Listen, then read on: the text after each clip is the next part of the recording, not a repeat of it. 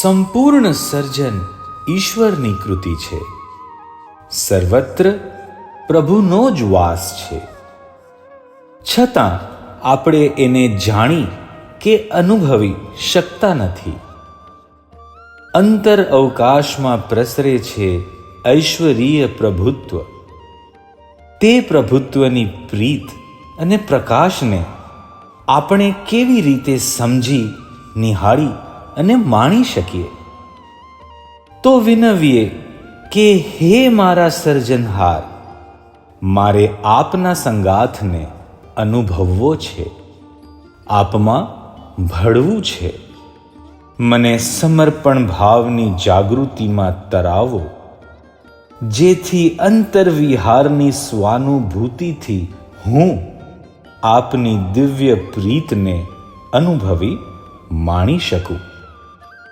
તે પ્રભુત્વથી વિહાતી પ્રીતને સમજવા, એ પ્રીતને સમજીને નિહાળવા અને ભક્તિભાવથી તેને માણવા, ચાલો આજે જ્ઞાન ભક્તિમાં સ્નાન કરી તરતા રહીએ.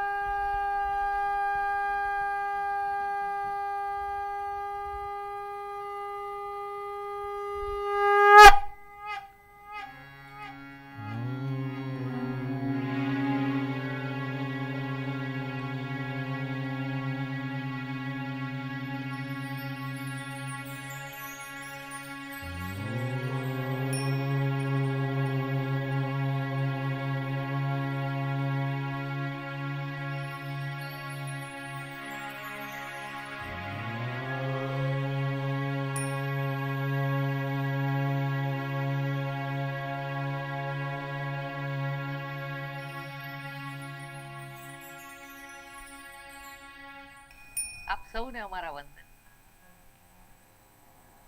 અમારા પિતામહ પૂજ્ય શ્રી સુરેશ કોઠારીના ચરણોમાં વંદન સાથે આજનો આપણે સત્સંગની આ અંતરયાત્રામાં સાથે મળીને ભેગા મળીને ભક્તિ ભાવથી મનને એક સાત્વિકતા તરફ પ્રયાણ કરાવી. આ સત્સંગ એક વર્ષથી આપણે સાથે કરતા રહ્યા અને હવે પછી પણ કરતા જ રહીશું. જિજ્ઞાસુ ભક્ત હોય ને તેઓ હંમેશા સાથે મળીને ભક્તિ કરે. સાથે મળીને ભક્તિ કરવામાં શું ફાયદો છે આપણે જાણીએ. જેમ સંયુક્ત કુટુંબ હોય, સાથે મળીને બધા જમે તો એનો એક આનંદ અલગ હોય છે. આમ 10-15 માણસનું કુટુંબ હોય ને એમાં કોઈ 2-3 મહેમાન આવી જાય ને તો એ પણ સમાઈ જાય, એ આનંદ અલગ છે. એમ જિજ્ઞાસુ ભક્તો જ્યારે સાથે મળીને ભક્તિ કરે ત્યારે પ્રભુની કૃપાની એક વિશેષ ધારાનો એક સ્પર્શ થાય.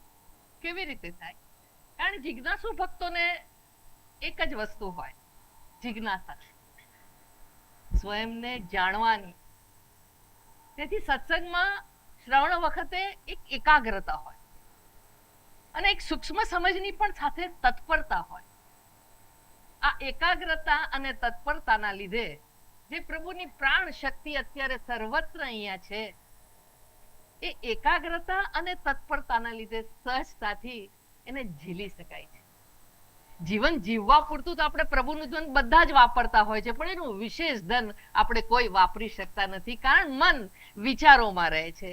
મનનો જે હું પદ છે, અહમ વૃત્તિનો અવરોધ એટલો વચ્ચે આવે છે કે પ્રભુનું ધન સર્વત્ર ક્ષણે ક્ષણે પ્રસરી રહ્યું હોવા છતાં આપણે એને ઝીલી શકતા નથી.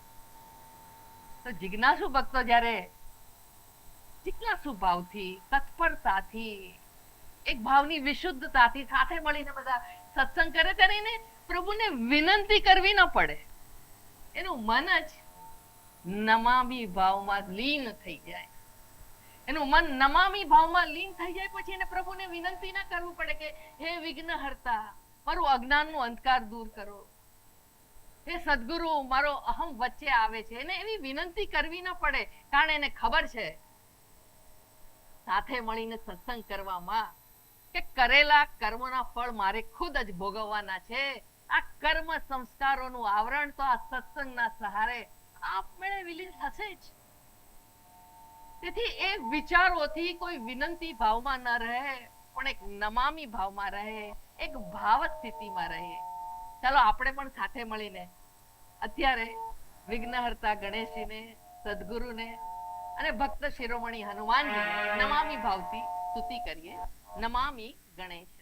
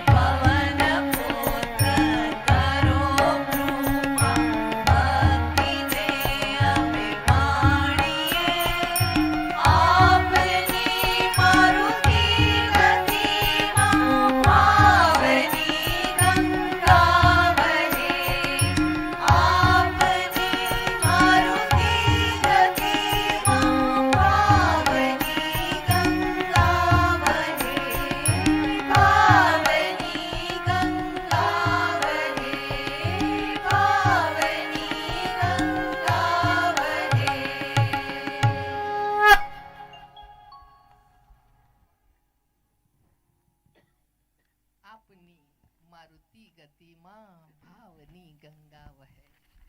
આ ભાવની ગંગા, આ હનુમાનજી. આપણે એમને હનુમાનજી, પ્લીઝ જરા વોલ્यूम बढ़ाइए सर, पीछे नहीं सुनाई देता है.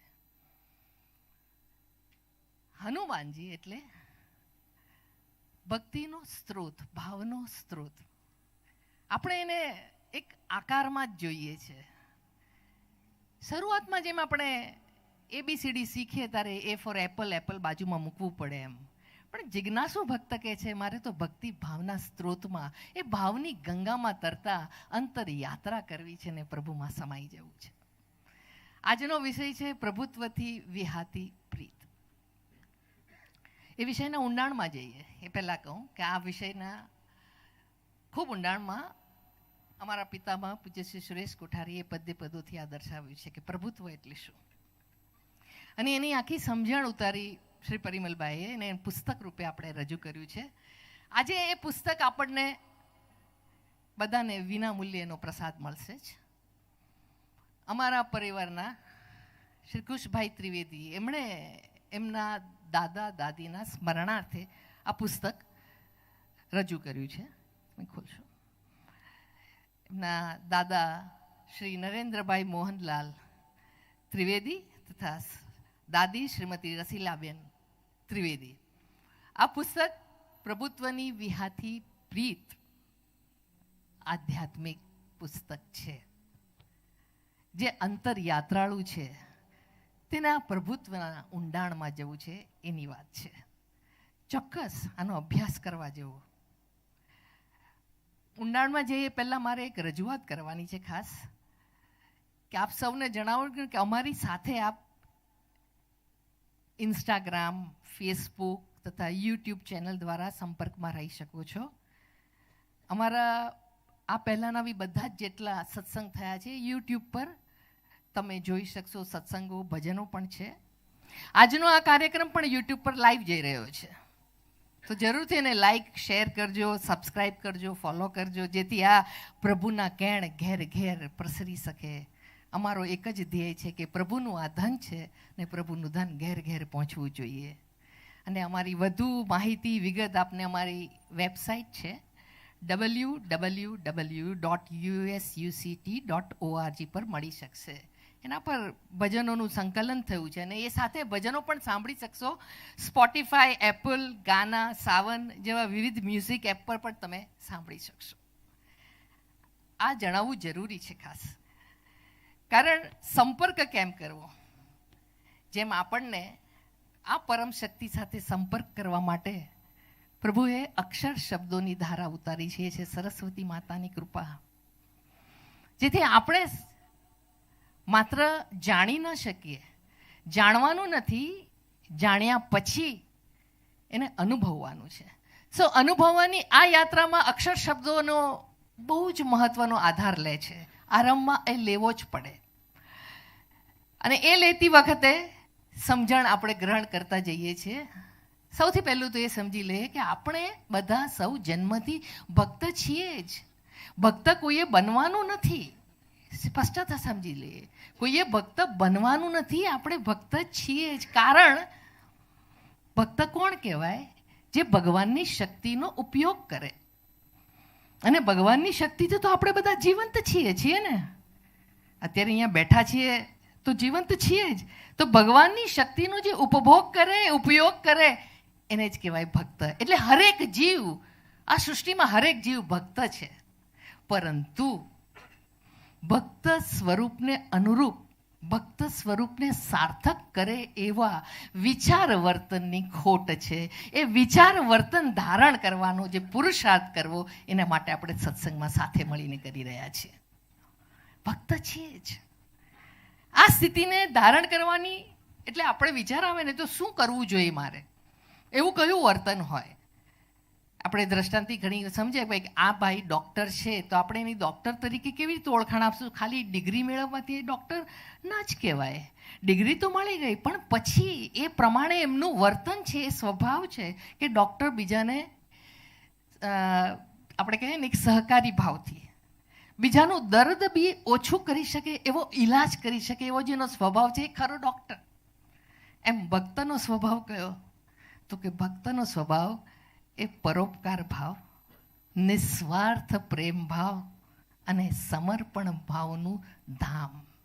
જ્યાં સમર્પણ ભાવ છે ત્યાં હુંનો અવરોધ નથી ત્યાં મારું તારું પારકું કોઈ ભેદ નથી. ભેદ જ્યાં છે ત્યાં સુધી આપણે શરીરની આ આકારની સીમામાં મન બંધાયેલું રહે છે. જ્યાં સુધી મન આ સીમામાં બંધાયેલું રહે ત્યાં સુધી અંતરયાત્રા અશક્ય છે. પછી ખાલી માત્ર શબ્દોથી કહેવાનું છે કે હું પ્રભુને માનું છું, પ્રભુ છે, પ્રભુ બધું કરે છે, પણ પ્રભુ સાથેની ઐક્યતા છે તો મારે એને માણવી જ જોઈએ ને. અને પ્રભુની સાથેની ઐક્યતા માણવી એટલા માટે જ કહ્યું પ્રભુત્વથી વિહાતી પ્રીત. આ પ્રભુત્વ શું છે? આ પ્રભુની શક્તિ શું છે? પ્રભુની શક્તિ અનંત સ્વરૂપની આ શક્તિ, શાશ્વત અવિનાશી શક્તિ. ઋષિઓએ કેટલા સુંદર શબ્દોથી દર્શાવ્યું છે કે એ શક્તિ એટલે શું? તો અનંત તત્વ ગુણોનું આ પ્રભુત્વ છે. થોડું આ મુશ્કેલ લાગે સમજવા, પણ વારંવાર સત્સંગ કરતા જશું ને આપણે સાથે મળીને તો આ બધું સમજાશે કે આ તત્વ ગુણોનું જે પ્રભુત્વ છે એ જ તત્વગુણોનું પ્રભુત્વ ઉર્જા સ્વરૂપે વ્યક્ત થાય છે. અને આપણે બધા ઉર્જા શક્તિને ધારણ કરીએ છીએ ને એ જ ઉર્જા શક્તિ પ્રાણ સ્વરૂપે પળે પળે આપણને શ્વાસ રૂપે મળે છે. પ્રભુ આપણી સેવા કરે છે, પણ એ સેવા માટે આપણી પાસે તો સમય જ નથી ને. દિવસ દરમિયાન પણ યાદ નથી આવતું કે પ્રભુ આવીને આલિંગન કરી જાય છે અને કહે છે કે તને વૃદ્ધિને વિકાસથી જીવાડવાનો છે, એટલે તરત પાછો બીજો નવો શ્વાસ, ત્રીજો નવો શ્વાસ. આ વૃદ્ધિ વિકાસની આ ક્રિયા, આ પ્રભુનો સ્વભાવ. આ સ્વભાવ સાથે આપણો પણ એવો સ્વભાવ, આપણો એટલે ભક્તનો થવો જોઈએ. પણ મન બંધાઈને રહે છે રાગ અને દ્વેષમાં.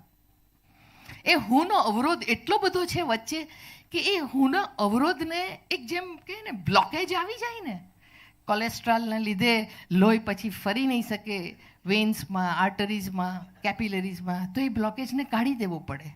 એટલે આ હુંનો બ્લોકેજ જે છે ને એ પ્રભુની શક્તિને આપણે ઝીલી શકતા નથી. એટલે અને વચ્ચે ઝીલી શકતા નથી એ હુંનો બ્લોકેજ કાઢવો, એ જ છે આ સત્સંગનો હેતુ. સાથે મળીને કરવાનો અને સાથે મળીને સમજ્યા પછી એનો ભાવાર્થ ગ્રહણ કર્યા પછી સ્વમય ચિંતન થાય, અંતર ધ્યાન થાય, ત્યારે એ એકરૂપતા સ્વરૂપે એને અનુભવી શકાય. સ્વયંની આવી અનુભૂતિમાં તરવા માટે હવે પછીનું જે પદ છે ને એ અમારા પિતામહે આ આખી પદની અંદર એક જિજ્ઞાસુ ભક્તોને માર્ગદર્શન ધર્યું છે. આપણી પાસે પેપર છે એટલે ચોક્કસ જોજો. એમાં એમ છે કે બાધાને આખડી લેશો નહીં, તમને બંધનમાં મળશે નહીં નાથ. એ બાધાને આખડી એટલે માનતા કે ને, ઇટ્સ અ રિલિજિયસ વાવ. બધા જ આપણે મોટે ભાગે બધા માનતા માનીએ, પણ અહીં એવી એક સંસારી મન માને એવી બાધાને આખડીની વાત નથી. કે જિજ્ઞાસુ ભક્તને હંમેશા એવું હોય, શરૂઆત તો કરે, સંકલ્પ તો કરે, ધ્યેય પણ નક્કી કરે, પરંતુ કાલે કરીશું ભક્તિ, હજી તો ઘણો સમય છે. એટલે એની લાઈનમાં છે કે જીવનનો ધ્યેય કોરે મૂકશો નહીં. કોરે એટલે સાઈડ પર, કિનારા પર, એક છેડા પર. આપણે ઘણીવાર બધા ધ્યેય કરે કે આજે આ કરવું છે, જીવનમાં આટલું તો મારે કરવું છે, પણ એમ કે સત્સંગને આ બધું પ્રભુ સ્મરણ એ બધું રિટાયર્ડ થયા પછી એટલે આપણે કોરે મૂકી દઈએ છીએ, સાઈડ પર મૂકી દઈએ છીએ. સાઈડ પર મૂકી દેવાથી નહીં થાય. જેમ જેમ ઉંમર થાય તેમ મગજ પણ આપણું થોડું શિથિલ થાય છે. ત્યારે આ બ્રહ્મ સ્વરૂપને અનુભૂતિ કરવા માટે મગજનો સહારો મળતો નથી. તેથી જ્યારથી જન્મ્યા ત્યારથી જ આ શરૂ થઈ જવું જોઈએ. અને એ સંસ્કાર આપે છે આપણને આપણા માતા પિતા, વડીલો, શિક્ષકો. જો આ સંસ્કાર જાગૃત થઈ ચૂક્યા હોય તો પછી અટકવું નહીં. અને એ અટકવું નહીં એટલે જ કહે છે કે પહેલો અહંકારનો ત્યાગ જરૂરી છે. આ પુસ્તકમાં સૌથી પહેલું એટલે જ ચેપ્ટર છે કે ભક્તિના તપમાં અહંકારનો ત્યાગ. અહંકારનો ત્યાગ અહમને કેવી રીતે સમર્પિત કરવું? ભક્તિના તપોબળથી થાય. અને સાચી ભક્તિ, એ ભક્તિભાવ કેવી રીતે જાગે એનું આપણે અધ્યયન થવું પડે. અહીં થોડી મિનિટમાં તો જાણે આપણે એમ કહી દઈએ ને, એક લોકેશન બતાવીએ કે અહીં આ એક મોલ આવ્યો છે ને આ મોલમાં આટલું આટલું મળશે તમને, એમ અત્યારે હું માત્ર આપને થોડુંક જણાવું છું. પછી આપણે એનું ઊંડાણમાં અધ્યયન કરશું જેમ જેમ મળતા જશું તેમ. એટલે આ પુસ્તકની મહત્તાને તમે સ્વીકારજો અને ચોક્કસ આનું અધ્યયન કરવા માટે પ્રભુને આપણે કૃપા માંગશું કે નહીં પ્રભુ આમાં ઊંડા ઉતરીએ. આપણે બધા બાધા લઈએ છીએ. મુંબઈમાં કે ક્યાંય પણ જાય ને તો ધાબાવાળા ઘર હોય. હવે એ ધાબાવાળા ઘરમાં રહેતા હોઈએ અને છતમાંથી પાણી ટપકે તો શું થાય? ઘર ભીનું થાય ને. સંતો મહાત્માઓ એ જ કરે છે. પૂજ્ય શ્રી સુરેશ કોઠારી અમને એ જ કહેતા હતા, આ તમારું જળ ભરત જેવું જળ થઈ ગયેલું મગજ છે ને, એમાં સંતો કાણા પાડે છે આધ્યાત્મિક સ્વરૂપના વિચારોના સ્પંદનોના. એ કાણામાંથી આવવા દો, એ પ્રવાહને વહેવા દો. તો આ ધાબુ તમારું જે છે ને એને કાણું પાડી એમાં એ પરોવા દો પ્રકાશને. તો શું થશે? આપણે આજકાલ ચપ્પલ પહેરીએ છીએ બંધનમાં રાખેલા, પગને બંધનમાં રાખીએ છીએ. સંતો મહાત્માઓ જોજો ચાખડી પહેરે, ફક્ત આધાર જ લે. કેમ? કારણ એમને સરળતા જોઈએ, સહજતા જોઈએ છે પ્રભુત્વને પામવાની. આ બંધનો કાપો. ઘણા જાતના બંધનોમાં જીવીએ છીએ. ક્યાં સુધી આ બંધનમાં જીવશો? કોઈ બંધનવાળું સાથે આવ્યું હોય એવું યાદ નથી કોઈને. બહુ જૂજ મળે. તો બંધનો કાપો ને. શેના માટે બંધનમાં જીવવું? અરે જેની સાથે સંબંધ છે એને ભૂલી જઈએ અને આવા બંધનોમાં અટવાઈએ જ. શું મળશે? બંધનોમાં. અને મને એવું લાગે છે પરિમલભાઈ કે બાધામાં તે જ બંધાય જેને પ્રભુ પર શ્રદ્ધા નથી. શું પ્રભુ નથી આપતો? આ પૂર્ણતાનું ધન હર ક્ષણે મળે છે. હા, મન કોઈક વાર અકળાઈ જાય, પ્રારબ્ધગત કેટલી મુશ્કેલી આવે, પ્રતિકૂળતા આવે તો મન અકળાઈ પણ જાય. પરંતુ હું ને એટલી બધી વાતોમાં બાંધી નહીં રાખીએ આપણે. આ હું બંધાયેલો રહી છે ને એટલે મુક્ત મને પ્રભુનું ધન છે ને આપણે સ્વીકારી જ નથી શકતા. માત્ર જીવવા જેટલું પ્રભુનું ધન મળે છે એ જીવન જીવી જઈએ છીએ. એટલે અહીં પદમાં છે કે ભાઈ પ્રીતની પાલખીમાં પ્રભુ મળશે. મનને પ્રીત ભાવથી આ દિવ્ય પ્રીતની ચેતના છે. જ્યાં સુધી આપણે આપણા સંસારી સંબંધો પણ એકબીજા સાથેનો એક સ્વાર્થ ભાવ નીકળી જશે ને ત્યારે જ પ્રભુ માટે એક લગ્ની લાગશે. બાકી આપણે એકબીજા સાથેના સંબંધમાં જ્યાં સુધી સ્વાર્થ છે, ભેદભાવ છે, એકબીજાના દોષ જોવાની વૃત્તિ છે, આ સારો છે, આ ખોટો છે, આ ભેદભાવમાં પ્રભુની નામ લેવું કે પછી બધું કરવું એ ખાલી પથ્થર પર પાણી જેવું થઈ જશે. ખુદ મનની અંદર એ ભાવનો, વિશુદ્ધ ભાવનો મન એક ઘડો બની જવું જોઈએ. એટલે પ્રીતની પાલખી, એ પાલખી શબ્દ મૂકે. તમે સમજાય? પાલખી હોય ને એ આપણે ખુદ નહીં ઊંચકવાની, પાલખી બીજા ઊંચકે. અર્થાત પ્રભુ પોતે કહે છે કે હું તારી પાલખી ઊંચકી લઈશ.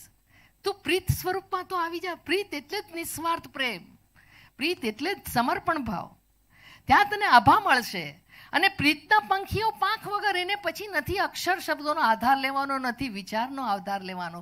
એ તો પ્રભુ ભાવની સરિતામાં તરતા તરતા સ્વાનુભૂતિમાં એકરૂપ થતો જાય છે. એટલે કહે છે કે આ કિનારે ઊભા નહીં મળે. આ કૂવો છે, અંતરરૂપી કૂવો છે. કૂવાનો કિનારો છે ને, કૂવાના કિનારા પર બહાર ઊભા રહેવાથી કંઈ નહીં થાય. અંતરમાં જવું પડશે ને, અંતર ધ્યાનસ્થ થવું પડશે. કારણ કે ભીતરમાં જ છે, આ ભીતરમાં જ છે. અંતરની ભીતરમાં શું છે? આપણા આત્માની તિજોરી, ને આ તિજોરીમાં જ પ્રભુત્વ ધન પડેલું છે. અને એ તિજોરીને ખોલવાની ચાવી એટલે જ આપણું મન જ્યારે ભાવની શુદ્ધતાથી ખુલે છે. આ બધું સમજાવવા માટે છે. આ એક જ સ્થિતિ છે જ્યારે મન શાંત થઈ જાય છે ત્યારે પ્રભુને આપણે પણ વિનંતી કરીએ, હે નાથ, મારે તો આ પ્રભુત્વની દિવ્ય પ્રીતનો પરમ આનંદ માણવો છે. બસ મારા હુંનો આ અવરોધ, આ બ્લોકેજ નીકળી જાય ભક્તિ ભાવથી. એવી કૃપાનું દાન ધરો. આપણે સાથે મળીને ગાઈએ.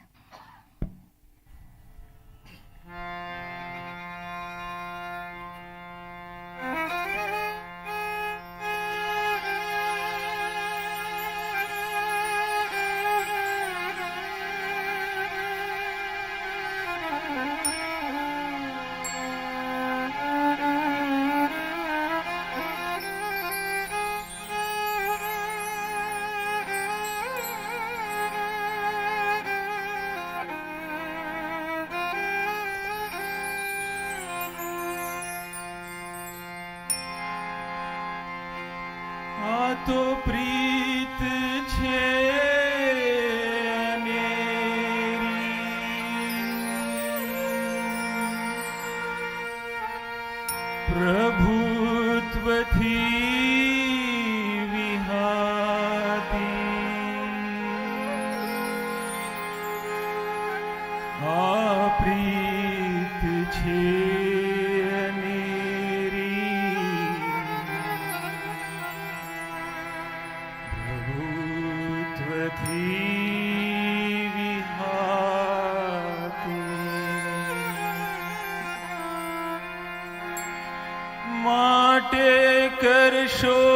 नहीं पड़कार,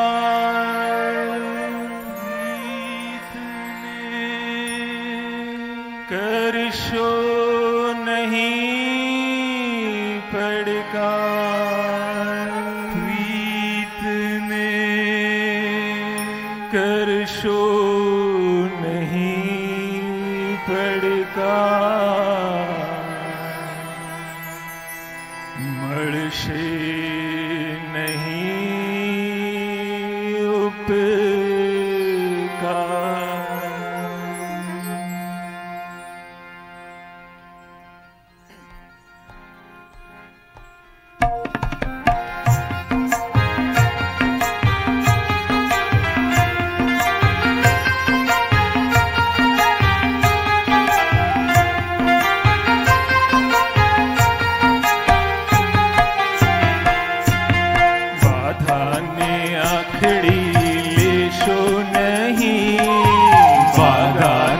આખડી લેશો નહીં, બંધનમાં મળશે નહીં નાથ, તમને બંધનમાં મળશે નહીં નાથ.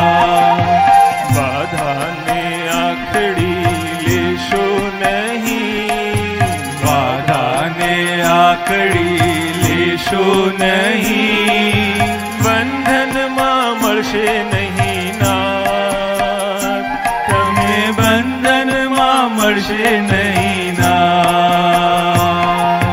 બાધાના બંધનમાં જીવશો નહીં, બાધાના બંધનમાં જીવશો નહીં, જીવનનો ધ્યેય કોરે મૂકશો નહીં, જીવનનો ધ્યેય કોરે મૂકશો નહીં, જીવનનો ધ્યેય કોરે મૂકશો નહીં, જીવનનો ધ્યેય કોરે મૂકશો નહીં, બંધનમાં મળશે નહીં નાથ, તમે બંધનમાં મળશે નહીં નાથ.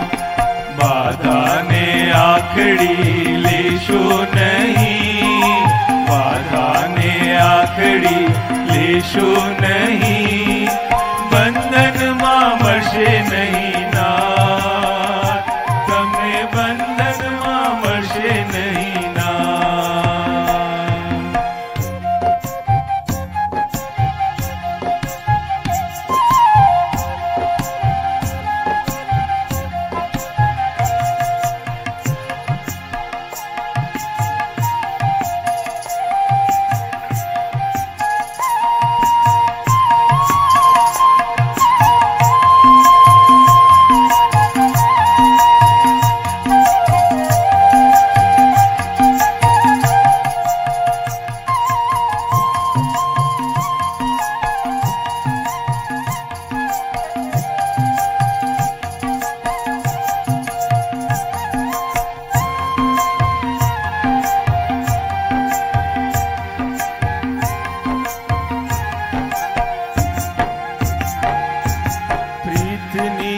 પાલખીમાં પ્રભુ મળશે, પ્રીતની પાલખીમાં પ્રભુ મળશે, એની આભા દેશે કોઈ વાર, એની આભા દેશે કોઈ કોઈ વાર, રીતના પંખીઓ પાખ વગર, રીતના પંખીઓ પાખ વગર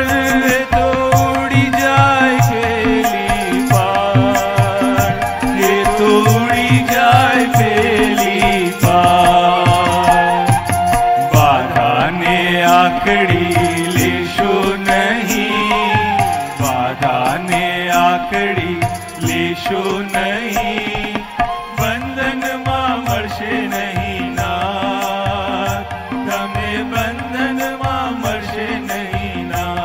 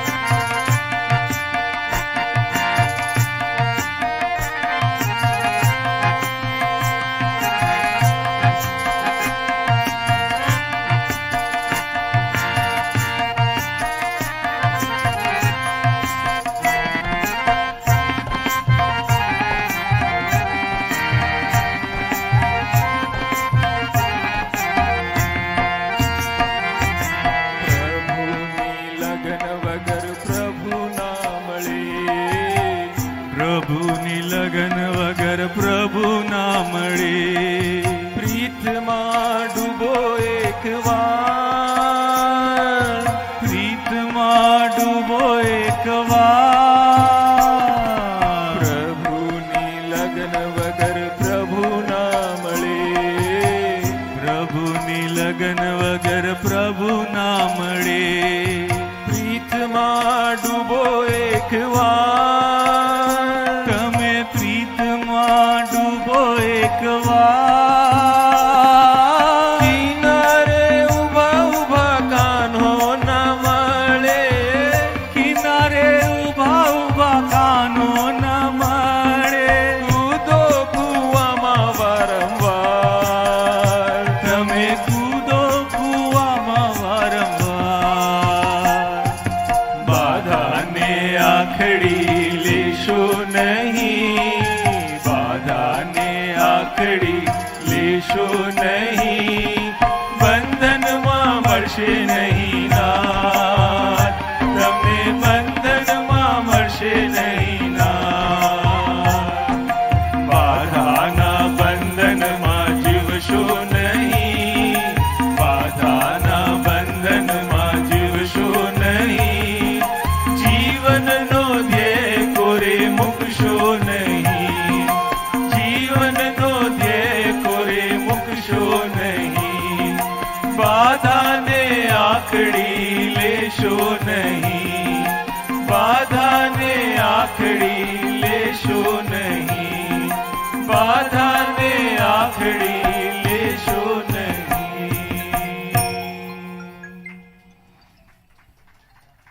પ્રભુ પ્રીતની આ ઉર્જા શક્તિ હર ક્ષણ આપણને બધાને સર્વેને કોઈ ભેદભાવ વગર નિરપેક્ષ ભાવથી અર્પણ થતી રહે છે. તો એ શક્તિને પડકાર કરીને આ અહમવૃત્તિ શું કરવા માંગે છે? પડકાર થઈ શકે આ પ્રીતને કે હું આમ કરીશ તો આમ થશે ને મને આમ પ્રભુ આપશો તો જ હું આમ કરીશ.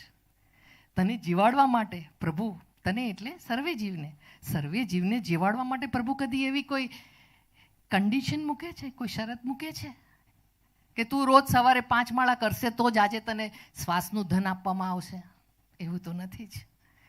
મનુષ્ય આ રીતે વિચારે તો એ ભક્ત સ્વરૂપ જે સુષુપ્ત પડી રહ્યું છે મનનું, એ જાગૃત થયા વગર ના રહે. અને સર્વત્ર ચારે બાજુ પ્રકૃતિમાં પણ જુઓ, કદી સૂર્યદેવ એવું જોઈ છે કે હું મારો તાપ વરસાવી દઉં જેથી વાદળો વરસી શકે, કે જળદેવ એવું કહીશ કે હું વરસાવું છું? કદી. જ્યાં પરમાર્થ ભાવ છે ત્યાં અહમ છે જ નહીં, ત્યાં સમર્પણ ભાવ છે, બધું સમર્પી દેવાનું છે. આપણે પણ દરેક મનુષ્યએ આ રીતે જીવન જીવવાનું છે. અને આ રીતે જીવન જીવવાનો રાહ આપણા ઋષિઓએ દર્શાવ્યો જ છે. એવું નથી કે નથી કોઈને ખબર છે છતાં મનુષ્ય આંખ આડા કાન કરીને બસ જીવી જાય છે. કેટલી હુની સત્તા આપણી, કેટલી હુની સત્તા. આ શરીર છોડીને મૃત્યુરૂપે ચાલી જશું પછી કોઈ ફોટો બી આપણો રાખવાનો નથી. હવે તો ફેશન થઈ ગઈ છે. ઇન્ટેરિયર ડિઝાઇનરો કહે છે કે ઘરમાં મૃત્યુ પામેલા માતા પિતાનો ફોટો નહીં રાખવાનો. એવી ડિઝાઇનિંગની હવે થઈ ગઈ છે. કેટલી યાદ રહેશે? શું કરી જશું આપણે? શું આપીને જશું? તો કે મારા સંસ્કાર. જે સંસ્કારથી પણ એ જ યાત્રા જીવે કે પાપ પુણ્યની જોડી બાંધીને આવવા જવાની એની યાત્રા પૂરી થઈ જાય. આ યાત્રામાં આગળ વધવા માટે મનને છે ને કાચબા જેવી વૃત્તિ કરવાની. કાચબા વૃત્તિ એટલે શું? જે જીવનનું ધ્યેય બાજુ પર ન મૂકે, જે સમર્પણ ભાવમાં રહે. અને સસલા જેવું મન એટલે કાલે કરીશું ભક્તિ, થશે એમ કે. સસલા જેવી જો આપણી મનની વૃત્તિ હોય ને તો આપણે કાચબા જેવી જેની વૃત્તિ હોય એની સાથે સખા ભાવ, મિત્ર ભાવથી રહેવું ને પછી હરીફાઈ કરવી. કાચબાને કદી એવું નથી કે મારે સસલાને હરાવી દેવો છે. કેટલી સુંદર આ બધી કથાઓ છે ને પંચતંત્રની. કેટલી રીતે આપણે એનો ગૂઢાર્થ સમજી શકીએ ને આપણા મનને જગાડી શકીએ છીએ. પણ સસલું છે. મને એક સસલાનું એક વસ્તુ તો ગમી. એકદમ આપણે એને નકારાત્મક ભાવથી નહીં જોઈએ કે એને હરીફાઈ તો કરી કાચબા સાથે કે નહીં કરવી છે અને અંતે પહોંચે છે, ભલે છેલ્લે પહોંચ્યો. એમ આપણે પણ નક્કી કરે કે નહીં પ્રભુ, તારી ને મારી જો એક્યતા હોય તો આ દિવ્ય પ્રીતની પ્રતીતિ કેમ ન થાય? કેમ પ્રકાશ દર્શન મને નથી? થશે જ. પણ એ માટેની જે નિષ્ઠા એટલે હુંનો અવરોધ વચ્ચેથી આપણે કાઢવો પડે. હવે પછીનું જે પદ છે ને એ પૂજ્ય શ્રી સુરેશ કોઠારીની અંતર્ભક્તિના ભાવનું એક વર્ણન છે. અને આ વર્ણન એટલે આવો ભાવ માતા યશોદાને હતો. શબ્દ શું છે? મેં તો ખોળે લીધો. આપણી પાસે કાગળ છે ને, ખાસ જોજો. મેં તો ખોળે લીધો, મેં તે ખોળે લીધો, હવે છોડી ન જાશો નંદલાલ. શું છે, આપણે બધા જ માના ખોળામાં જ ઉછેર પામ્યા છે ને. માતા યશોદાના ખોળામાં તો પ્રભુત્વ પ્રસરતું હતું. અને આપણે પણ બધા, આપણે એની સ્મૃતિ નથી. જો અત્યારે આપણે આ સત્સંગમાં બેઠા છીએ ને, તો માતા પિતા દાદા દાદી આ બધાને નમન કરજો, કારણ કે તેઓએ કંઈક મૂકી દીધું છે એટલે અહીં અત્યારે બેસી શકીએ છીએ અને આ શ્રવણ કરવાનો કંઈક ઉત્સાહ પણ છે. આ સંસ્કારો મૂક્યા છે અને જ્યારે આ ઉત્સાહ સાથે આપણે પણ આપણા મનુષ્ય જન્મને સાર્થક કરતા આવતું વર્તન કરશું, સદાચરણ તરફ ઢળશું ને, તો જીવનમાં આપણે પણ ખોળે લઈ શકશું. આ ખોળાનો અર્થ સમજીએ. પહેલાં સમજી લઈએ ખોળો એટલે શું. માનો ખોળો આપણે બહુ બધું એટલું સ્મરણ નથી, પણ સ્મરણ થશે જ્યારે જ્ઞાન ભક્તિની અંતર યાત્રામાં અંતર ધ્યાનસ્થ થશું ત્યારે બધું સ્મરણ થશે કે એ ભાવ, એ પ્રેમ માતાએ શું મૂકી દીધું હતું. ખોળો એટલે જ શું? માતાનો નિષ્કામ નિરપેક્ષ પ્રેમ ભાવ અને બાળકનો પણ સહજ નિર્દોષ ભાવ, એને કહેવાય ખોળો. ખોળો એટલે આમ આકારની જો, ખોળો એટલે એક ભાવનું પ્રેમનો વહેણ જ્યાં વહે એને કહેવાય ખોળો. આપણે માત્ર છે ને આકારને જોવા મન ટેવાઈ ગયું છે ને આકારને જોયા કરે છે ને એટલે શું થઈ જાય છે કે આ આકારમાં જ આ બધી વસ્તુ સમાયેલી છે એવું મન માની લે છે. પણ એવું નથી. શું છે? જીવનમાં પ્રભુનો ખોળો મળે જ છે. પ્રભુના ખોળામાં જ આપણે રહ્યા છે પણ યાદ નથી. અને ખોળો થઈ જવું, અહીંયા ભક્ત એમ કહે છે કે મારે તને ખોળે લેવો છે. અર્થાત મારું સંકુચિત માનસ પ્રભુ હવે ભક્તિ ભાવથી એટલું વિશાળ વિસ્તૃત થતું ગયું, એ ભાવનું આસન બની ગયું, એને કહેવાય ખોળો. અને ખોળો એટલે જ ખોવાઈ ગયો મારો હું. મારો હું ખોવાઈ જાય તારે પ્રભુની લયમાં હું ગતિમાન થાવ, એ છે પ્રભુનો ખોળો. તારે કહેવાય કે પ્રભુ મેં તને ખોળે લીધો છે. અને આવું જ્યારે ખોળે લેવાય ને એટલે યાદ આવે કે સૌથી મોટો ખોળો કયો? આપણી બધી જીવ સૃષ્ટિ જેના પર જીવે છે એ છે ધરતી માતાનો ખોળો. આપણે તો બધા ખૂંદીએ છીએ. એટલે જ ઋષિએ શ્લોક આપી દીધો, સમુદ્ર વસને દેવી પર્વત સ્તન મંડળે. આ શ્લોક આપી દીધો કે ક્ષમા ભાવથી આપણે ક્ષમા યાચીએ, આ ધરતી માતાના ખોળા પર જીવીએ છીએ. મનને એનો અણસાર જ મળતો નથી. પરંતુ એક જીવ સૃષ્ટિ છે જેને સતત માતાના ખોળામાં જ રહે છે, ખોળાને છોડતો જ નથી. એ છે વનસ્પતિ જગત. ને વનસ્પતિ જગતમાં એટલે જ સમર્પણ ભાવ છે. ત્યાં હું જ નથી. માતાનો ખોળો નથી છોડતા ને, એટલે સમર્પણ ભાવથી બધું સમર્પી દે છે. ત્યાં હું જ નથી. ભક્ત આ સમર્પણ ભાવ વનસ્પતિ જગત પાસેથી એ ગ્રહણ કરે છે. મારે પણ સમર્પણ ભાવમાં રહેવું છે. જ્યારે આવી સ્થિતિ જાગે ને આપણે પણ, ત્યારે અહીંયા લાઈન છે કે કોઈને થશે આ વૃદ્ધાવસ્થામાં લેવાય કંઈ તને નાથ. થાય એવું થાય, ઘણી વાર એવું થાય ને, સંસારી જવાબદારીના કાર્યો હોય તો જવાની પસાર થઈ જાય ને પછી આપણે યાદ આવે કે ચલો હવે સત્સંગ તરફ ઢળીએ, જીવનનું જાણીએ શું છે મારું સ્વસ્વરૂપ. શું જન્મ ને મૃત્યુની જ યાત્રા એમાં જ સમાપ્ત થઈ જવાનું છે? ત્યારે થાય. પણ લોકો બોલે, ચોરે ને ચૌટે ભલે વાત થાય, પણ મેં મારો જીવનનો ધ્યેય કોરે મૂક્યો નથી. વૃદ્ધાવસ્થા ભક્ત માટે, વૃદ્ધાવસ્થા એટલે શું? વૃદ્ધિની અવસ્થા. એની વૃદ્ધિની અવસ્થા એટલે એક પરિપક્વતાની અવસ્થા. એને નિર્ણય કર્યો છે કોઈ બીજાના કહેવાથી નહીં, મારા મિત્રો, મારા સગાઓ, મારા ભાઈ બહેનો સત્સંગ કરે છે એટલે હું સત્સંગમાં જાઉં છું. નહીં, મેં નિર્ણય કર્યો છે, મેં ધ્યેય કર્યો છે કે હું એની પ્રતીતિ કરું છું કે પ્રભુનું પ્રભુત્વ હર ક્ષણે શ્વાસ રૂપે આવે છે તો એના મને સ્પંદન ઝીલી શકાય છે. એટલે મેં નિર્ણય કર્યો છે પ્રભુ કે લઈશ હવે ખોળે તો તને જ લઈશ, એટલે તું જ છે. હવે ખોળામાં, મનરૂપી ખોળામાં કોઈ આ સંસારી વાતોની કોઈ ઈચ્છા અપેક્ષા નથી પ્રભુ. એ બધું તો પ્રારબ્ધગત જીવાતું જ જાય છે. હવે વધારાની ઈચ્છાને અપેક્ષાને શું કરું? શું બીજા બધા સાથે મારી સરખામણી કરું? આ બધી વાતોને એટલે લઈશ ખોળે તો તને જ લઈશ. પછી કે છે પારણું ઝુલાવવા રાત આખી જાગીશ. આ કયું પારણું? રાત એટલે રાત છે આપણી આ પ્રારબ્ધગત જીવનની, પણ હું જાગીશ. હવે હું જાગૃત થયો છું પ્રભુ. અને પારણું, આ પારણું પાન, હું જે પણ પાન કરીશ પ્રભુ સત્સંગથી, અધ્યયનથી, ચિંતનથી, અંતર ધ્યાનથી એને જ અપાન સ્વરૂપે આપીશ. અને બધા જિજ્ઞાસુ ભક્તો સાથે ભક્તિ ભાવનો વહેણના વહેણ અહીંયા ધરતી પર વહેતા મૂકીશ. તેથી ધરતી માતાનું પણ ઋણ પૂરું કરી શકાય. પણ એમ કહે છે અહીંયા મને આ જ વધુ લાઈન ગમે છે કે પારણું ઝુલાવા રાત આખી જાગશું, મટકું ન મારીશ નંદલાલ. મટકું મારવું એટલે આમ આંખનો પલકારો થઈ જાવ ને, આ કેવો પલકારો થશે પ્રભુ તારી કૃપાથી. સાત્વિક વિચારોના અધ્યયનમાં ભક્તિ ભાવમાં જ્યારે અંતર ધ્યાન થાવ ત્યારે પણ વચ્ચે સંસારી વિચારોનું મટકું નહીં મારું. જેનું મન જ હવે ટક્યું નથી સંસારમાં, એ કયું મટકું મારશે? આ ભક્તની સ્થિતિ છે. ભક્ત આ સ્થિતિ પર જવા માંગે છે.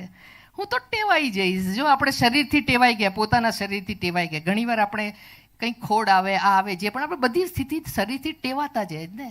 દુખાવો થતો હોય, ઉંમર થાય, પગે ઘૂંટણનો દુખાવો થાય, ધીમે ધીમે આપણે ટેવાઈ જઈએ. મનના સ્વભાવથી પણ ટેવાઈ જઈએ. આ તો શ્વાસે પ્રભુની સ્વાનુભૂતિથી ટેવાતો જાય છે ભક્ત. અને ટેવાઈ જાય છે એટલે શું કહે છે કે હે પ્રભુ, હું વ્યવહારિક જીવન અને મારું અંતર જીવન, આ બેને જીવવાની કળા તે આપી છે. હું ટેવાઈ જઈશ. બસ પણ તો માત્ર હવે મારા ખોળામાં મનરૂપી આ વિશાળ ભાવનો ખોળો છે, એમાં તું અને તું જ જોઈશે. ભાવથી આ ગાઈએ. આ શરૂઆત કરશે ને, આ ભજનનું ગુંજન સાથે એક લાઈન ગાશે, આપણે સાથે ગાશું એટલે જ આ આપ્યું છે. રૂવાડો ઊભા થશે અને પ્રભુને વિનંતી કરીએ કે મારા મનરૂપી ખોળાને પ્રભુ તું જ પ્રગટ થા. પ્રકાશ દર્શનની વિનંતી.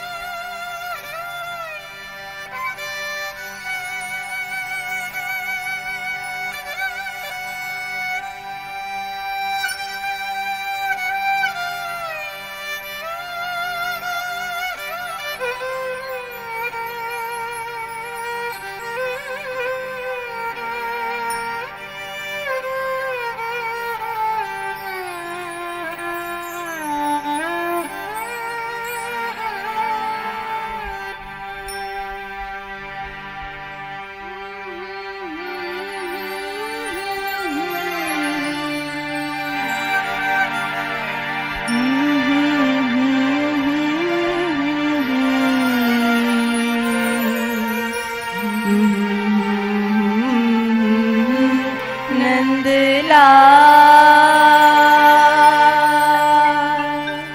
મેં તો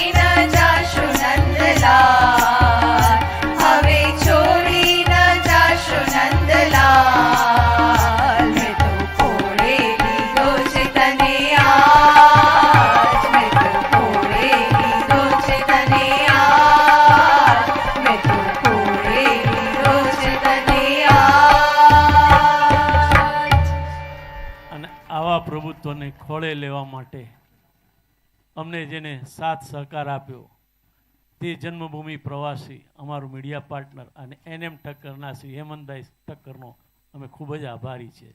સાથે સાથે આ પ્રેમપુરી આશ્રમના ટ્રસ્ટીઓ ગિરીશભાઈ ગણાત્રા, રાજેશભાઈ વેદ અને પ્રકાશભાઈ મહેતા તેમજ કેમેરા અને યુટ્યુબ પર લાઈવ પ્રદર્શિત કરનાર ધવલભાઈ, જયેશભાઈ અને તેમની ટીમના અને આ અવાજ અમારો ધ્વનિ તમારા સુધી પહોંચાડવા માટે શ્રી બાબુભાઈ સેગટેનો અમે ખૂબ જ આભારી છીએ. કારણ તેમની મદદ વગર આપણે આ પ્રભુત્વને પારણે ઝૂલવવા થોડાક અસમર્થ રહ્યા હોત. અને જ્યારે ઝૂલવા માટે તત્પર થઈ ગયેલું મન જ્યારે ઝૂલી રહ્યું છે ત્યારે એક જ સૂર નીકળે, નમામી નમામી ઓમ નાદ, નમામી સૂર ઓમકાર નાદ.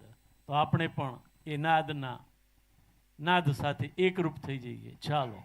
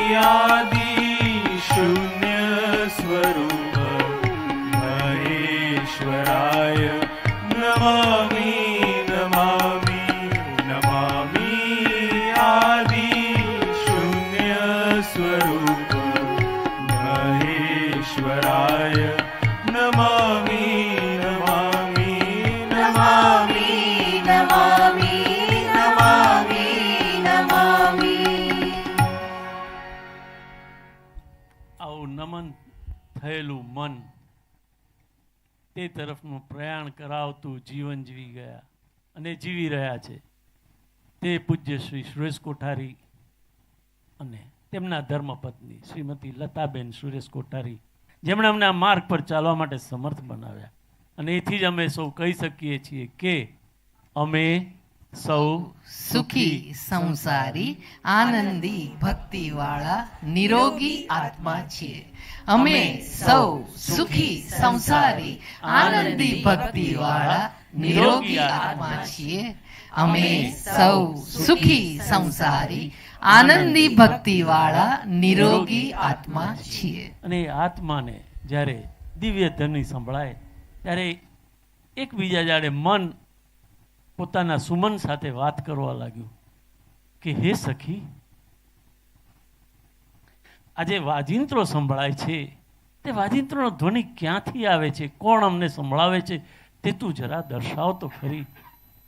ત્યારે તે સખી બોલી ઉઠી, અરે ગેલી, આ હાર્મોનિયમ પર શ્રી પરબ સર છે ને, શ્રીરંગ પરબ સર, તેને કારણે આપણે આ સંગીતનો આનંદ લૂંટવાની શરૂઆત કરી ચૂક્યા છે. તેટલું જ નહીં, આજે કૃષ્ણને પ્રિય જે વાંસળી વગાડે છે તે સચિનભાઈ ધુમાળ જે સુંદરતાથી આપણને એ નાદ સંભળાવી રહ્યા છે તેના પણ આપણે ઋણી છીએ. અને આજે એક તાર સાંધી દે છે આપણા મનની સાથે વાયોલિનનો, તે છે રાજન મારોલકર સાહેબ. જુદા જુદા નાદ આપણે સાંભળવા જે આતુર છીએ તે તબલા પર છે પવિત્રાજી સાવંત. અને આજે પણ એવું નથી કે શ્રી જનકભાઈ દેખાતા નથી. અહીં જનકભાઈ ઠક્કર છે, સાઈડ રિધમમાં છે, અનેક વાજિંત્રો છે આપણને મુગ્ધ કરી રહ્યા છે. અને કીબોર્ડ પર કે જેમાં સૂર તાલ બધું જ એકસાથે આપણને રેડી અને પાન કરાવે છે તેઓ વસંતભાઈ મોરેના પણ આપણે સૌ આભારી છીએ. તો સખી બોલી ઉઠી, હે સખી, આ કેવી રીતે બન્યું? મારે તો પ્રભુ પ્રીતમાં તરવું છે, તો તું કે ને મને, હું શું કરું? સહજ છે. બીજી સખી તરત બોલી ઉઠી, તું નિર્મળ થઈ જા, જેમ જળ વહેતું હોય તેમ તું આ પ્રવાહમાં વહી જા. ચોક્કસ ખાતરી આપું છું, જો તું આ ભાવ સરિતામાં તરીશ તો તને જરૂરથી કૃષ્ણના દર્શન થશે. તારે નેત્રો બંધ નહીં કરવા પડે, પ્રત્યક્ષ તને કૃષ્ણના આભા જ દેખાઈ આવશે. અને જેમ જેમ ચક્રો ખુલશે તારા, તેમ તેમ આ કમળ ગતિમાં તું સ્થિર થતી જઈશ. અને અંતે બ્રહ્મરંધ્ર તારું ખુલી જશે.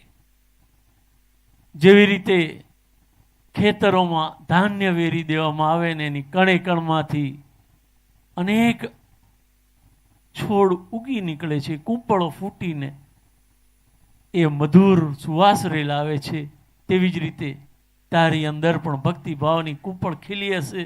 અને એ ખીલેલી કૂંપળમાંથી ભક્તિની સુવાસ પ્રસરવી શરૂ થશે. તો ચાલ ને આપણે પણ આવો વિનંતીનો સૂર રેલાવી ભક્તિનું પાન કરીએ અને આપણા પ્રિય રાધાજીને કહીએ કે અમને નંદલાલજીનું મેળાપ તો કરાવી આપ. આવો આપણે રાધાજીને સૌ સાથે મળીને વિનવીએ.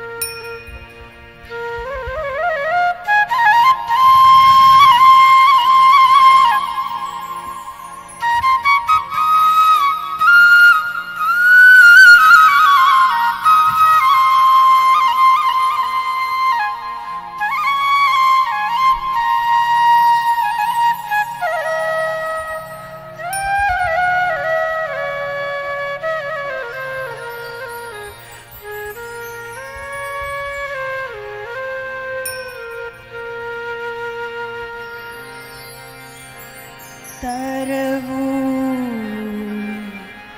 તમારી પ્રીતમાં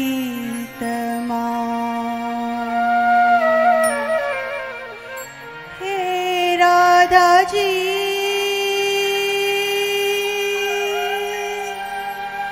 નંદલાલાજી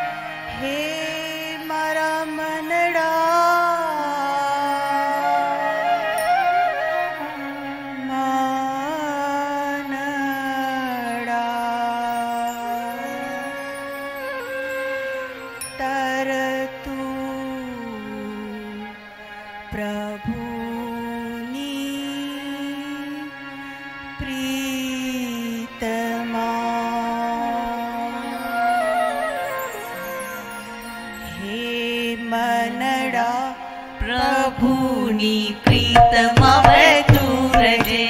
મનડા પ્રભુની પ્રીતમાં વહેતું રહેજે. પ્રીત વિશે સ્વમય ચિંતનમાં હે મનડા. પ્રીત વિશે સ્વમય ચિંતનમાં હે મનડા. પ્રભુની પ્રીતમાં વહેતું રહેજે. મનડા પ્રભુની પ્રીતમાં વહેતું રહેજે.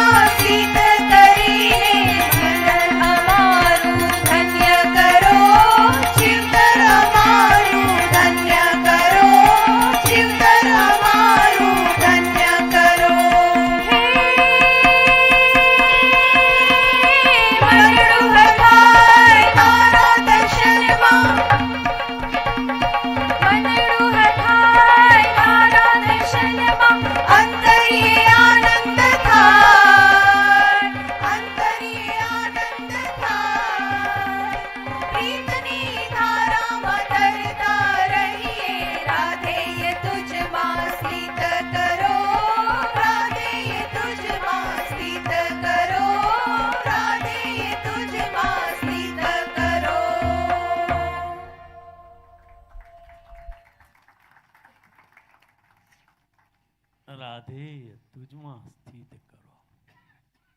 કેટલું સરળતાથી પૂજ્ય શ્રી સુરેશ કોઠારીએ કહી દીધું કે જેને ઉરે જ શ્રીપતિ ધર્યા છે તેવી ભક્તિ કરી હનુમાનજીએ, તેવી ભક્તિ કરો નિસ્વાર્થ, નિર્મોહી થઈને. ત્યારે જ સાચું મનનું હીર પરખાઈ આવશે તમારું કે કેવું છે આ હીર. અને ત્યારે કદાચ એવું પણ બને કે આપણને એમ થાય કે સતયુગમાં જ આવું બન્યું હતું, કળિયુગમાં નહીં બને તેવું કેમ ધારી લેવાય? બનશે. જ્યારે મનનું હીર એક જ જગ્યાએ સ્થિત થઈ ગયું હશે ત્યારે તો જરાક પાછળ જઈએ અને જોઈએ કે ત્યારે શું સંવાદ ચાલ્યો હતો. એ સંવાદ કંઈક આવો જ હશે જો આજે પણ આપણને સંભળાય છે. ત્યારે આવી ગોસિપ નહોતી થતી, જે ખોટી વાતો થાય તેવી નહોતી થતી. ત્યારે એક જ સંવાદ હતો અને તે સંવાદ સાંભળવા શ્રી કૃષ્ણ એક ભક્તને લેવા ઉગાડા પગે દોડી ગયા હતા અને ગોપીઓ પણ ઘેલી બની હતી. એક ગોપીએ બીજી ગોપીને પૂછ્યું, હે ઘેલી, મને જણાવો કે વાંસળીનો સૂર કેવો હતો, એમાં શ્રી કૃષ્ણ શું પૂરી રહ્યા હતા? તો બીજી ગોપી કે, હે સખી, તું મને જણાવ કે એવું તો શું હતું કે શિવજીના ડમરૂ પર આખું બ્રહ્માંડ ડોલતું હતું? એવો કેવો નાદ હશે? આ બધું આપણા માટે અશક્ય છે. એ સખી, ચાલ ને આપણે રાધાજીને જ જઈને પૂછીએ. બધાએ ભેગા મળી નક્કી કર્યું અને રાધાજી પાસે દોડી ગયા. અમે પણ આવું જ કંઈક કરીએ.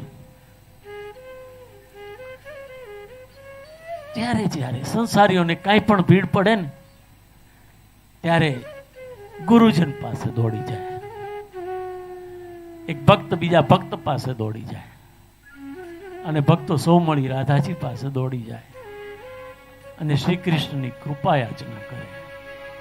સખીઓ પણ દોડી ગઈ રાધાજી પાસે અને કહેવા લાગી કે હે રાધાજી, અમને કહો તો ખરા, એ મહારાસ કેવો હતો ને ક્યારે કેમ રમાયો?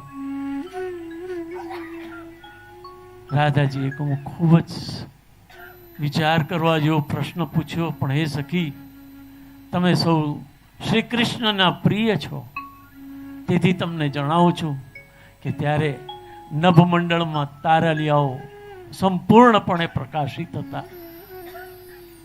ચંદ્રમા પણ પોતાની પૂર્ણ કળાએ ખીલેલો હતો, આજે પણ ખીલેલો છે અને બધા જ તારલિયાઓ પ્રકાશિત છે.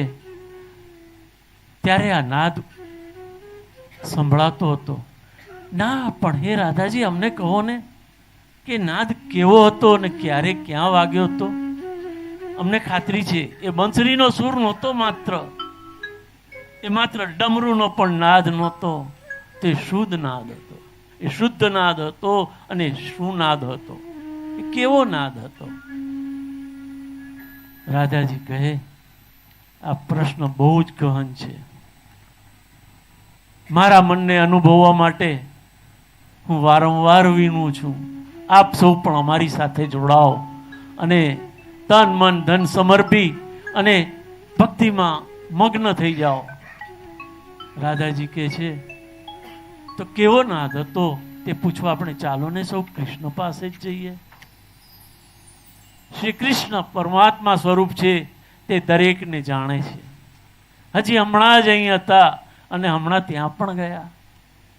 આ પણ કેવી રીતે શક્ય બન્યું? એમને ક્યાં જઈ પકડવા? કેવી રીતે નાથ? બંધનમાં તો નથી રહેતા શ્રી કૃષ્ણ. શ્રી કૃષ્ણને પામવા માટે ભક્તો ભાવનાથી પૂજે છે, તેમને આવકારે છે, નિમંત્રણ આપે છે, પધારજો પધારજો. અને ત્યારે જ શ્રી કૃષ્ણની વાંસળીનો નાદ સંભળાય છે.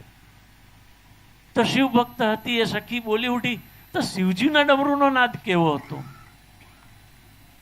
એ નાદના તાલે તો આખું બ્રહ્માંડ પણ આજે પણ જીવિત છે. એ સખી, હું તને શું કહું? એ નાદ સાંભળવા શ્રી કૃષ્ણ પણ ઘેલા થયા હતા. હવે સૌ સખી અધીર બની છે.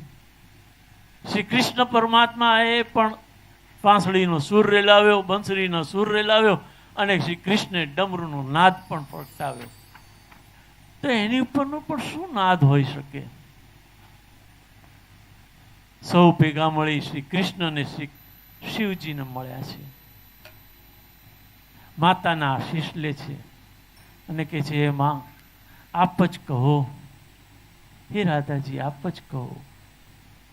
કે ગૌરી આપ જણાવશો તો અમને પ્રભુ શ્રી શંકર જરૂર જણાવશે અને કહેશે કે હા, આ નાદ શું છે? એ નાદ કૃપા કરી અમને પણ સાંભળવા માટે નિમિત્ત બનાવો. આવો વાર્તાલાપ ચાલતો હતો ત્યારે એક સખીને મન થયું, શું આ નાદ ખરેખર થયો હતો કે માત્ર સ્વપ્ન હતું? આજે પણ એ પ્રશ્ન થાય છે, શું એ નાદ હતો કે માત્ર સ્વપ્ન હતું? ના, એ નાદ હતો, એ સ્વપ્ન નહોતું. જેની સાથે રાસ રમવા ધૂર બની હતી તે ગોપીઓએ તેનું પાન પણ કર્યું હતું. આજે પણ કરે છે. અમે કહી શકીએ કે અમે એ નાદ ઝીલનાર, એ નાદ સાંભળનાર પૂજ્ય શ્રી સુરેશ કોઠારીને જ્યારે રાસ રમતા નિહાળતા ને તે ક્ષણે, તે ઘડીએ ભાવ વિહોરથી તેમની સંગ રાસ રમવાનો લાવો લૂંટી લેતા.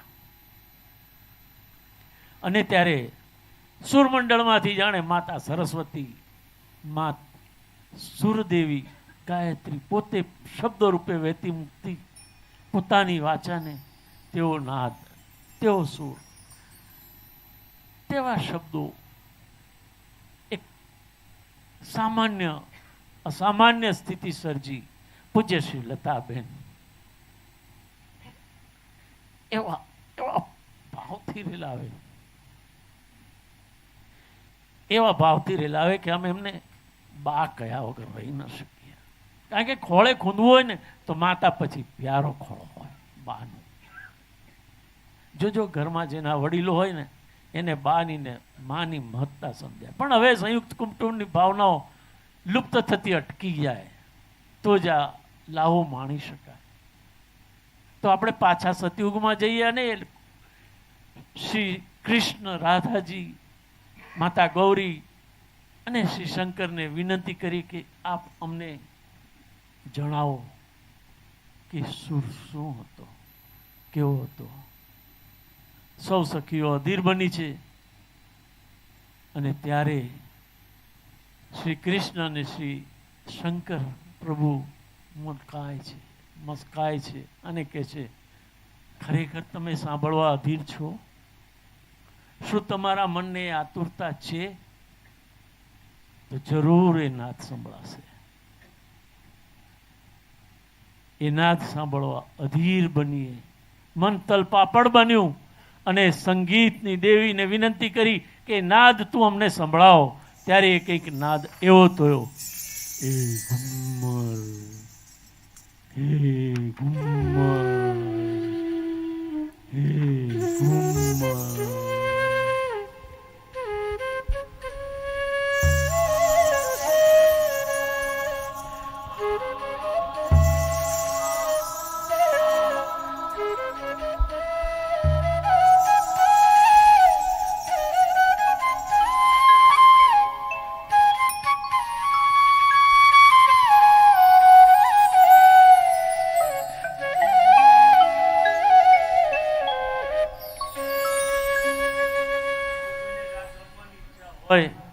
રાસ રમી શકે છે બાદમાંથી.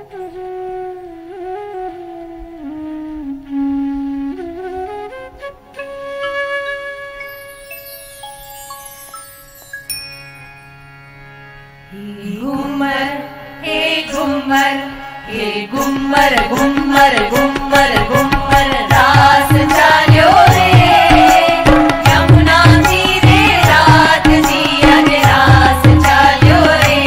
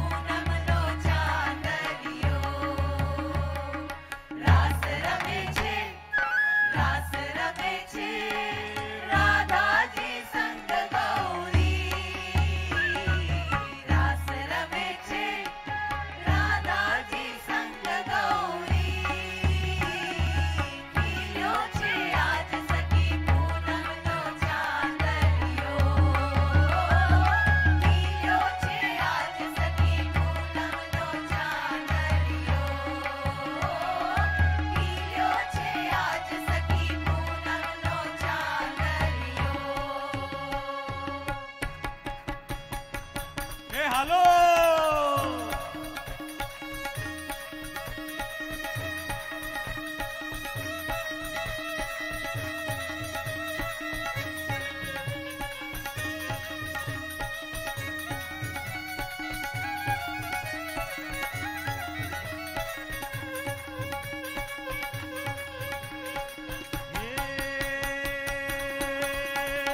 રાસ ચાલ્યો મધુબન માને હૈયું હિલોડા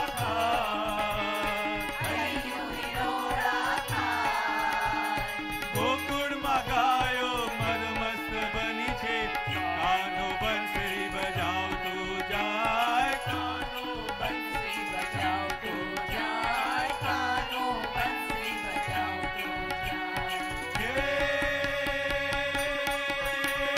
પૂનમની ખીલી છે ચાંદની એમાં રાસ રમવા આવજો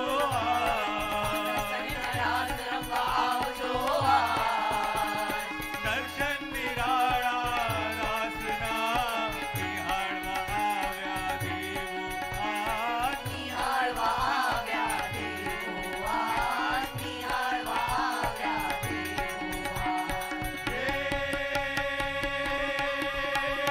અંતરમાં શીત થઈને અંત અનંતમાં શીત થવા પ્યારી બંસરીને રાખી હૃદયે કાનો રાધા સંગ રમે છે રાસ કાનો ગોપી સંગ રમે છે રાસ કાનો ગોપી સંગ રમે છે રાસ પ્રેમના તાંતણે બંધાયું પ્રભુત્વને ભક્તોના ભાવથી વિહાતી રહી પ્રી મહેર કરી મહેરાજે ભક્તો પર ભક્તિની પ્રસરી રહી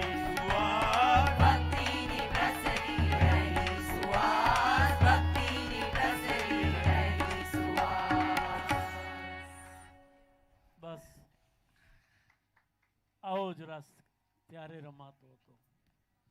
એમાં કોઈ પગના ઠેકાની જરૂરત નહોતી, અંતરની ઉર્મિઓની જરૂરત હતી. એમાં ઉંમરનો બાદ નહોતો.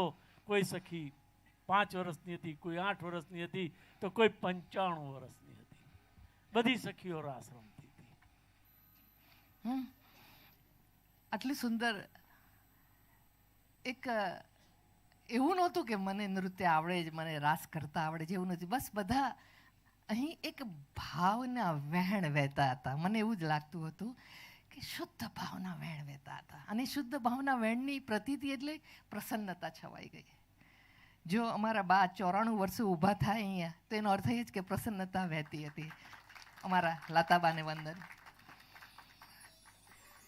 જૂના દિવસો યાદ આવી જાય બાને. સુંદર એક સુંદર પદ છે અહીંયા કે ભાગ્યના ઉદયથી ભાગ્યોદય થઈ રહ્યો. શું સુંદર લાઈન છે. ભાગ્યના ઉદયથી ભાગ્યોદય થઈ રહ્યો. કયા ભાગ્ય હશે? પરભવ પુણ્યથી, ભવો ભવોથી જે મન ભક્તિના રંગે રંગાયું હોય ને એને કહેવાય ભાગ્યનો પણ ભાગ્યોદય થયો. ભાગ્યના ઉદયથી ભાગ્યોદય થઈ રહ્યો, પ્રીતથી પ્રકાશનો પ્રવેશ થઈ રહ્યો. અત્યારે આપણે જે પ્રીતના ભાવમાં એક તરંગમાં હતા ને ત્યારે પ્રભુ પ્રકાશનો પ્રવેશ થયો જ. હજી ચક્ષુ ખુલ્યા નથી એટલે પ્રકાશ દર્શન નથી, પણ એ પ્રકાશ એટલે જ પ્રભુત્વ, એ પ્રવેશ થાય જ.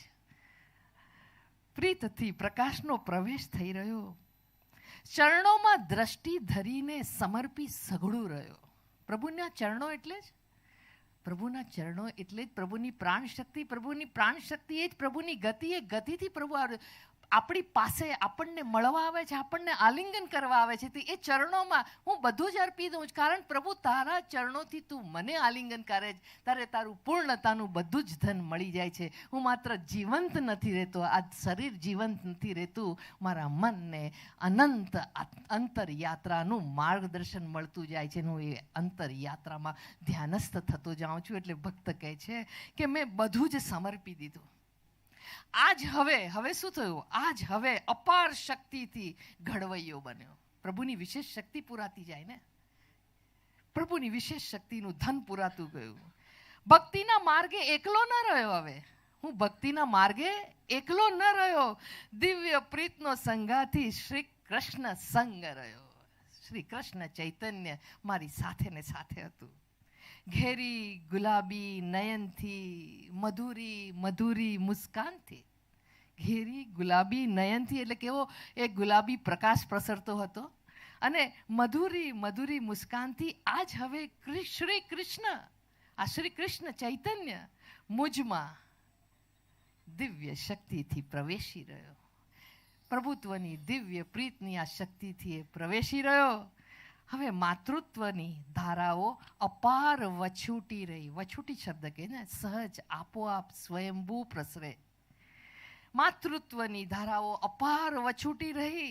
અનંતનો સમભોગી આજ બની રહ્યો. આ છે આપણું યાત્રાનું ધામ, કે હું અનંત યાત્રામાં અનંતનો સમત્વ ભાવથી ભોગ કરી શકું. હવે મારે આ આકારિત શરીરના બંધનનું કોઈ જ સંસ્કાર રહ્યા નથી. આવું આપણે જીવન જીવવાનું છે. આ શ્રેષ્ઠ ભક્તની સ્થિતિ છે, આ જ્ઞાની ભક્તની સ્થિતિ છે. અને એ ભક્તિની સ્થિતિને આપણને આજે આ મળ્યું દાન. આજે એ કૃપાધારામાં આપણે પણ ત્યારે સ્નાન કર્યું. મારી સૌને વિનંતી કે આજે મળ્યું છે ને એના સંસ્મરણમાં રાખજો. કારણ અને સંસ્મરણમાં રાખવા માટે તમારી પાસે જે પુસ્તિકા છે ને એમાં એક છેલ્લા પાના પર પ્રતિભાવ પણ લખજો, જેથી કરીને ફરીને આવો લાભ સાથે મળીને લઈ શકીએ અને શ્રી પરમાત્માનું અતૂટ ધન લૂંટવા સમર્થ સાથે બનીને કરીએ. આવો રાસ કરવા માટે અમને પૂજ્ય શ્રી સુરેશ કોઠારી અને શ્રીમતી સ્નેહલતાબેન સુરેશ કોઠારીના ખૂબ જ ઋણી છીએ.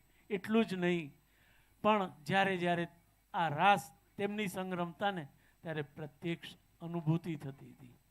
તે જ અનુભૂતિ તેમણે પ્રકાશિત દેહથી આજે પણ આપણને કરાવી. આવી વારંવાર અનુભૂતિઓ કરવાની ઈચ્છા ધરાવનારા આપ સૌ જિજ્ઞાસુ ભક્તોને અમારી નમ્ર વિનંતી, વારંવાર આવી અનુભૂતિ લૂંટતા રહો. એવો ખજાનો છે જે લૂંટાઈ જશે પણ ખલાસ નહીં થાય, નવો વિહાતો જ રહેશે. જેમાં આજે અમે પણ અનુભવી શકીએ છીએ એમાં આપ પણ અનુભવી શકશો. અને અફર વાયદો છે, શ્રી કૃષ્ણ પરમાત્માનો અફર વાયદો છે, જેને નમન કરી સંપૂર્ણ સમર્પણ કરી દીધું, જે દેહ ભાન વિસરી ગયું, જે અસ્તિત્વ પ્રભુત્વમાં ઓગળી ગયું, તેને આજે પણ એ દર્શન થાય છે. એ પ્રકાશિત દર્શન કરવા માટે આપ અચૂક ભક્તિ રસમાં અમારી સાથે જોડાઓ અને આ આનંદ લૂંટો. અંતે એટલું જ કહીશું કે અમે આપ સૌને નિમંત્ર્યા, આપનો કિંમતી સમય લઈ અહીંયા પધાર્યા તે બદલ સ્વસુમેળ સંઘના પરિવારના સભ્યો આપ સૌના ઋણી છે. તેટલું જ નહીં, તેઓ એટલો આનંદ અનુભવે છે કે જે શબ્દોમાં અંકિત કરી મર્યાદામાં બાંધી નથી શકાતો. જો અને આજ તમને બંધન ન લાગતું હોય અને આનંદ ખરેખર આવ્યો હોય તો વારંવાર યુટ્યુબ પર તમે તમારી જાતને નિહાળી શકશો અને એ રસપાન કરતા રહેશો.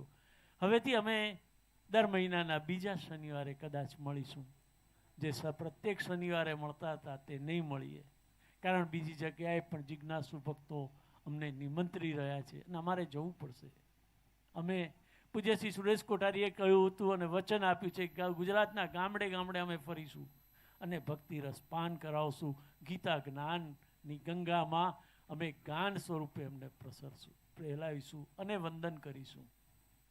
તો અમે એટલું જ અંતે કહીએ કે અહીંયાથી મંત્ર ઉચ્ચારાય એ મંત્રનો ધ્વનિ સૌ સાથે મળી ગુંજન કરીએ અને આનંદ વિભોર થઈ જઈએ, એ જ પ્રાર્થના.